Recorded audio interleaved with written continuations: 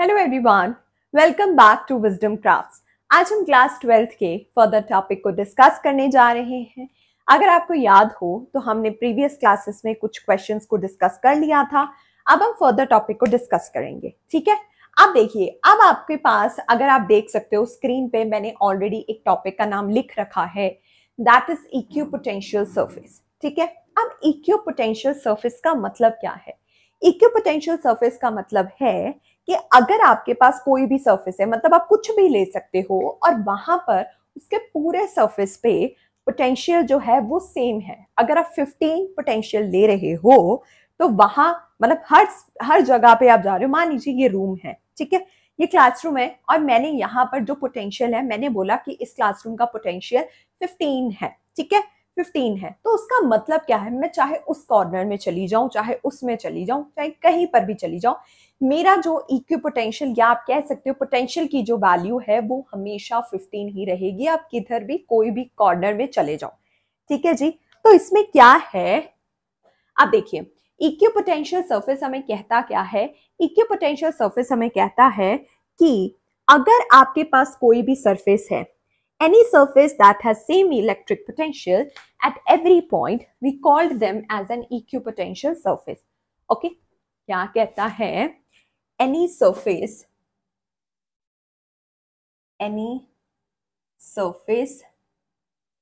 that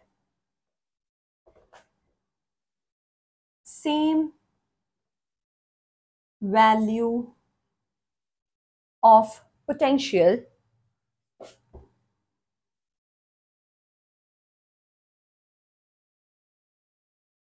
is known as equipotential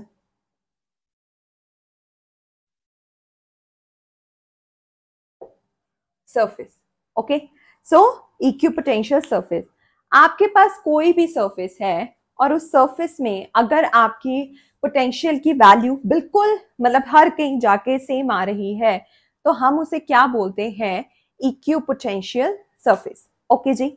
अब ये equipotential surface ना कोई भी सरफेस हो सकता है। आपका बॉडी सरफेस, मान लीजिए ये मेरी आर्म है, यहाँ पर इक्विपोटेंशियल सरफेस है। आपके पास आपका मतलब कि आपकी चेयर है, वहां पर इक्विपोटेंशियल सरफेस। एग्जाम्पल है, आपके पास कोई कंडक्टिंग वायर है या आपके पास कोई भी कंडक्टिंग सरफेस है, तो उस कंडक्टिंग सरफेस में ना आप कहीं पर भी नोट डाउन कर लोगे, आपकी जो पोटेंशियल की वैल्यू होगी वो सारे कहीं सेम होगी। ओके, अब वो सब कहीं सेम होगी। आप ये नहीं कह सकते हो कि इस कॉर्नर पे मान लीजिए मेरे पास कंडक्टिंग वायर है, तो मान लीजिए मैं बोल रही हूँ कि 5 है पोटेंशियल की वैल्यू, तो यहाँ पर 5 है, आप कहोगे नहीं जी यहाँ तो 5 नहीं है, यहाँ तो 5.2 है, यहाँ तो 6 है, यहाँ तो 7 है। ऐसा नहीं होता है। तो अगर हम बात करते हैं तो हम उसे क्या कहते हैं? Equipotential surface. ठीक है जी। अब आप बोलेंगे कि हमें तो समझ में आ गया, अब नेक्स्ट क्या, आगे क्या? तो इक्विपोटेंशियल सरफेस की ना प्रॉपर्टीज होती हैं जो हमें काफी डीपली डिस्कस करनी है, ठीक है जी। अभी वो हमें काफी ध्यान से पढ़नी है। तो वो है हमारे पास प्रॉपर्टीज ऑफ इक्विपोटेंशियल सरफेस, ठीक है जी। Equipotential surface. चलो अब पहला फर्स्ट प्रॉपर्टी को डिस्कस करते हैं और देखते हैं जो हमारी फर्स्ट प्रॉपर्टी है वो हमें कहती क्या है, वो हमें समझाना क्या चाहती है। ठीक है जी। अब देखो, अब पहला है कि कोई भी वर्क डन नहीं होगा टेस्ट चार्ज को मूव करने के लिए ओवर एन इक्विपोटेंशियल सरफेस। ठीक है, आप कुछ भी करोगे, आप कोई भी वर्क डन नहीं होगा। अगर मान लीजिए कि मेरे पास बोर्ड है और इस बोर्ड को मैं इक्विपोटेंशियल सरफेस ले रही हूं, ठीक है, तो अगर आपके पास टेस्ट चार्ज है तो उसके लिए कोई भी वर्क डन नहीं होगा इस इक्विपोटेंशियल सरफेस में उस चार्ज को मूव कराने के लिए। ठीक है जी। So no work done, okay, in moving, no work done for, we can say, no work done for moving a test charge on equipotential surface, on equipotential potential surface. ठीक है जी, आपके पास कोई भी इक्विपोटेंशियल सरफेस है, मान लीजिए मैं एक ड्रॉ ही कर देती हूँ यहाँ पे। कैसा ड्रॉ कर सकते हैं? ओके, मान लो ये मेरे पास इक्विपोटेंशियल सरफेस है, बहुत सुंदर ड्रॉ किया। ओके, तो ये मेरे पास इक्विपोटेंशियल सरफेस। ओके, तो इसमें मेरे पास कोई भी टेस्ट चार्ज है, मान लीजिए टेस्ट चार्ज को मैं क्यू नॉट ले रही हूँ। ठीक है, तो उस टेस्ट चार्ज को मैं मूव कराने के लिए कोई भी वर्क डन नहीं करूंगी। ये है हमारी फर्स्ट प्रॉपर्टी। आई होप आपको ये टॉपिक और ये फर्स्ट प्रॉपर्टी आपको अच्छे से समझ में आई हो। Okay, now next property is electric field is always normal to the equipotential surface at every point. Okay, किसी भी पॉइंट पे इलेक्ट्रिक फील्ड जो होगी वो नॉर्मल होगी इक्विपोटेंशियल सरफेस पे। मान लीजिए इक्विपोटेंशियल सरफेस है, हमेशा ऐसे होगी।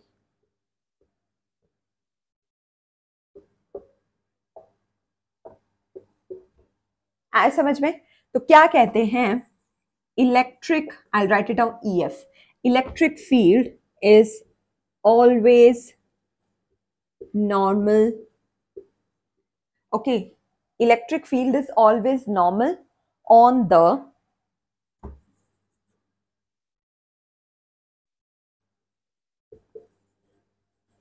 या कैसे को to the equipotential surface। मतलब आप कह सकते हो इसकी डायरेक्शन के बारे में बात हो रही है।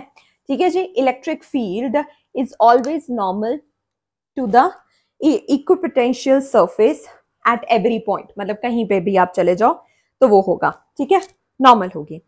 अब थर्ड डिस्कशन है, या थर्ड इसकी प्रॉपर्टी है, वो थर्ड प्रॉपर्टी है that is equipotential surface are closer together in the regions, okay, of strong field and farther apart in the regions of weak field। ठीक है, इसका मतलब क्या है, जब इक्विपोटेंशियल सर्फेसेस हैं वो क्लोजर होंगे इन द रीजन जहां पर स्ट्रॉन्ग फील्ड्स होंगी। ठीक है, इक्विपोटेंशियल सर्फेसेस मतलब रियली क्लोज होंगे, ठीक है, जहां पर हमारे पास स्ट्रॉन्ग इलेक्ट्रिक फील्ड होगी, और मतलब फादर अपार्ट होंगे कहां पर, जहां पर इलेक्ट्रिक फील्ड बहुत कम होगी। तो थर्ड पॉइंट क्या है,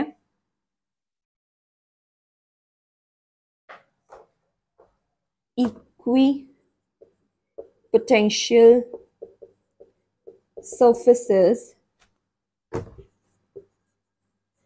are closer at the equipotential surfaces are closer at the not at the, हम कह सकते हैं in the regions of,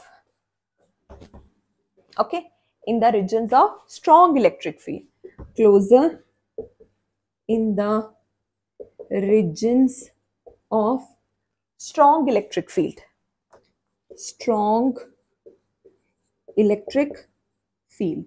okay जी, स्ट्रॉन्ग इलेक्ट्रिक फील्ड। अब जहां पर इक्विपोटेंशियल सर्फेसेस बहुत मतलब दूर दूर होंगे, ठीक है, जहां पर हमारे पास जो इलेक्ट्रिक फील्ड्स होंगी वो बहुत ही ज्यादा वीक होंगी। ठीक है जी, okay. Now last but not the least, okay, no two equipotential surfaces can intersect each other.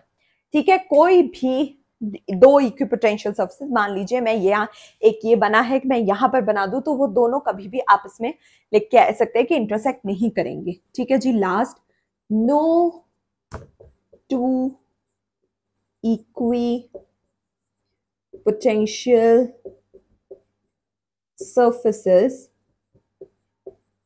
interact each other। Okay जी, ये आ गया हमारे पास प्रॉपर्टीज ऑफ इक्विपोटेंशियल सर्फेसेस और इक्विपोटेंशियल सर्फेस का मतलब definition at all. I hope आपको ये टॉपिक समझ में आया हो। आप प्लीज चैनल को सब्सक्राइब कीजिए। Okay, that's all for today, rest will do it in the next class.